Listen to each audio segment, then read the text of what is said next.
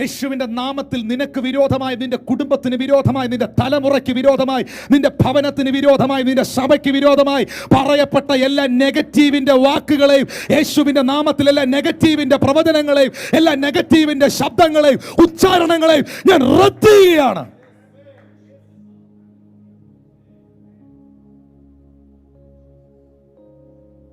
തളർന്നിരിക്കുന്നവരെ വാക്കുകൊണ്ട് താങ്ങാൻ അറിയേണ്ടതിന്. മക്കളെ, ഈ അവസ്ഥ മാറും. ഇന്ന് ഇത് കാണുന്ന ആരെയൊക്കെയോ നോക്കി യേശുവിന്റെ നാമത്തിൽ എനിക്കിത് പറയാനേ അറിയൂ, എന്നെ ഇതാ ദൈവം പഠിപ്പിച്ചേ. നെഗറ്റീവ് പറയാനല്ല എന്നെ വിളിച്ചേ.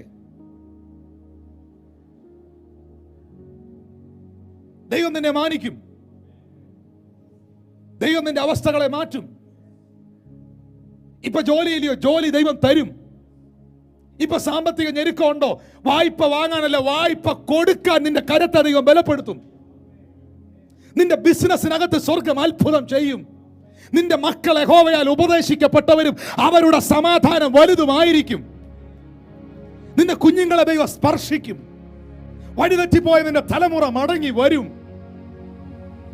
നിനക്ക് ജീവനും ഭക്തിക്കും വേണ്ടതല്ല എന്റെ കർത്താവ് നിനക്ക് പ്രദാനം ചെയ്യും.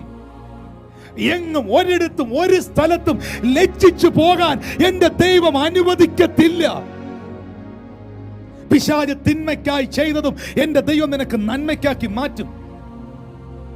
കഷ്ടത വരട്ടെ, ദൈവം അനുവദിക്കുന്ന കഷ്ടതകൾ ദൈവം ഞാൻ ഉറപ്പായും പറയുന്നു, കഷ്ടതകളുണ്ട്, വെല്ലുവിളികളുണ്ട്, പ്രതിസന്ധികളുണ്ട്.